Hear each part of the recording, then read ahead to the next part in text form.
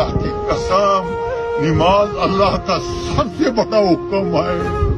کلمہ پڑھنے کے بعد سارے اعمال نیچے آئے ہیں، جبرائیل امین نے حضور پاک صلی اللہ علیہ وسلم کے اوپر لائے، لیکن یہ نماز کا تحفے کے لیے اللہ پاک نے اپنے محبوب کو عرشوں پہ بلایا، عرشوں پہ، اور وہاں پر جا کے یہ نماز کا تحفہ دیا کہ میری طرف سے اپنی امت کو یہ نماز کا تحفہ دے دو.